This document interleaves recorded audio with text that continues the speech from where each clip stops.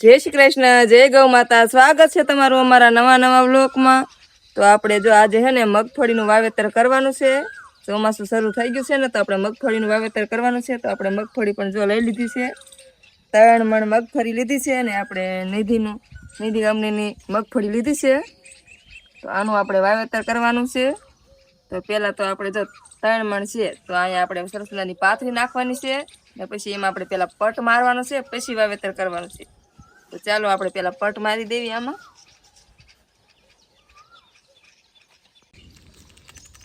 તો જો મિત્રો આપણે 1 મણ મગફળી દાણા અહીંયા જો પાથરી દીધા છે અને એમાં હવે જો આવી પડી ભેરવાયની છે.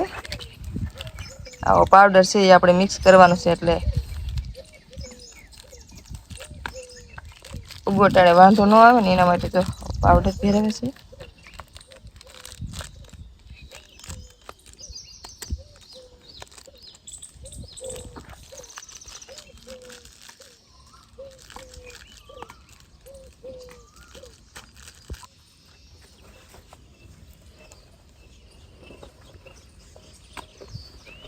તો જો મિત્રો આપણે પાવડર ભેરી નાખ્યો છે ને, હવે આ રીતે આપણે મિક્સ કરવાનો છે.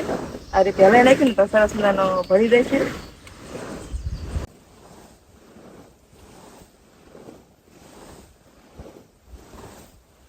તો આપણે 1 મણનો પટ મારી દીધો છે. આ બીજી ઠેલીનો વારો છે.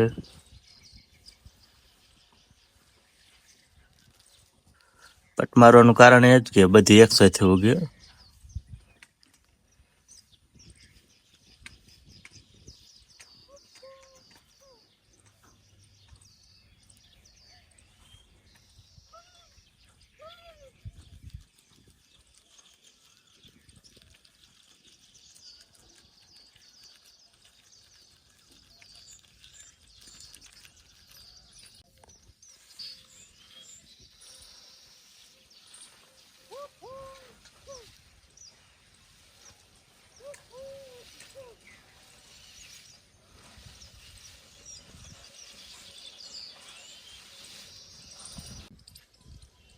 તો જો મિત્રો આપણે ટ્રેક્ટર પર આવી ગયું છે ને, આ બાજુ ઓરણીમાં આવે મગફળીના દાણા આવે નાખે છે.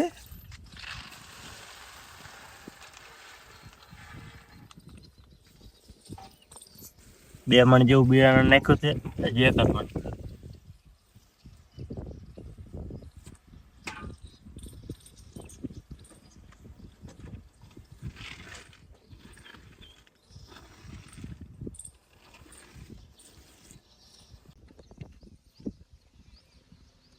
તો જો મિત્રો આપણે મગફળી વાવવાનું મુહૂર્ત અત્યારે કરવી છે.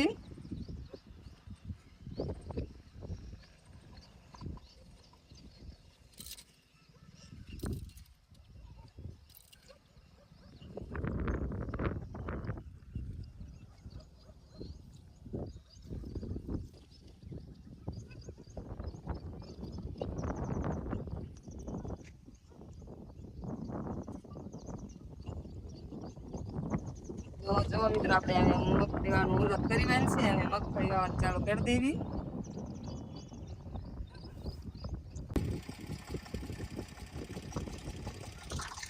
તો જો મિત્રો આપણે મગફળી વાવવાનું શરૂઆત કરી દીધી છે, કારણ કે મુહૂર્ત પણ કરી નાખ્યું ને મગફળી વાવવાની શરૂઆત કરી દીધી છે. આ બાજુ 2-3 સરિયા બાંધી પણ વાર્યા છે અને ટ્રેક્ટર જો અહીંયા ચાલુ જ છે, કારણ કે આજ બધી મગફળી વાવી દેવાની છે. તો સરસ મજાના જો અમારા અજયભાઈ સળિયા કરે છે. સરસ મજાના સળિયા થાય છે. જો આ બાજુ જો ટ્રેક્ટર પણ ચાલે છે. તો અહીંયા 3 મણ મગફળી અહીં પર વાવવાની છે, જ્યાં સુધી થાય ને ત્યાં સુધી. અને આ બાજુ છે કપાસ. તો કપાસના પણ સરસ મજાના રીટા નાખી દીધા હતા કાલે.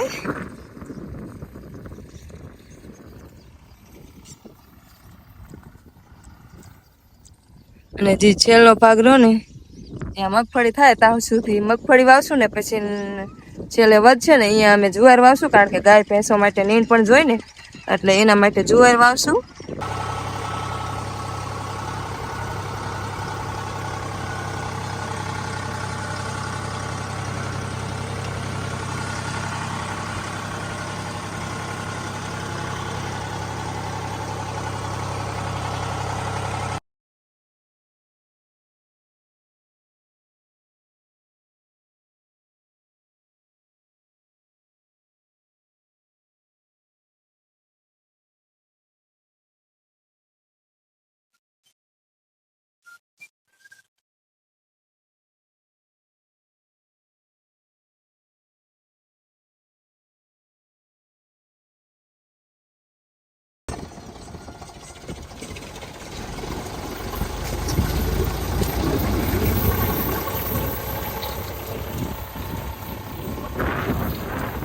તો જો મિત્રો આપણે સરસ મજાની મગફળી વવાઈ જાય છે અને આ બાજુ અત્યારે જુવાર વાવવાનું શરૂઆત કરી દીધી છે કારણ કે અત્યારે વહેલી થોડીક વાવી દેવી ને તો પછી વરસાદ મોડો થાય કે વહેલો થાય તો ઝાડ થઈ ગયેલી હોય ને તો વાઢવા માટે સરખું આવે અને ગાય ભેંસો માટે ચારો પણ થઈ જાય તો અત્યારે જુવારનું વાવેતર શરૂઆત કરી દીધી છે અહીંયા.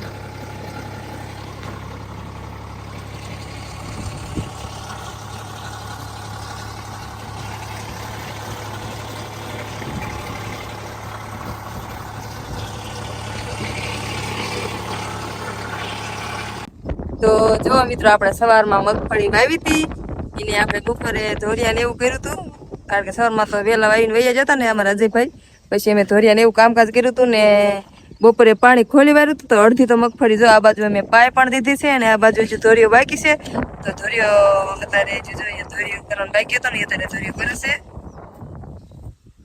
જો આ બાજુ અને જો આ બધી તો મગફળી કમ્પ્લીટ પાઈ દીધી છે.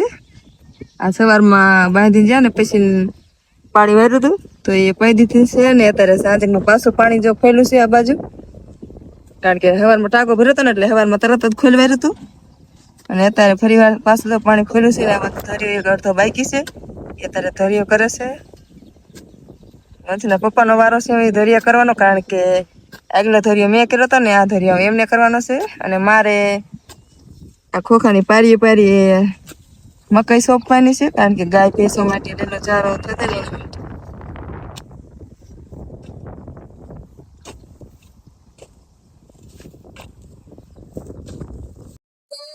આપણે ખોખામાં વાવા મકાઈ લઈ લીધી છે લીધી સ્ટોર સુપર તો આપણે હે ને ખોખાની પારીએ વાવવાની છે મકાઈ અને અંદર મકાઈ જો આવી છે કારણ કે સખત સ્પેશિયલ ગાય ભેંસો માટે કારણ કે આમાં મકાઈને ઠંડા પૈસા આવે ચારો બેસ્ટ બને એના માટે આપણે જો પારી સોંપવાની છે પાણી એક ચાક છે ઓકે સોંપી વાય તો મિત્રો આપણે હે ને આ રીતે પારી એટલે અંતરે આપણે સોંપવાની છે મકાઈ.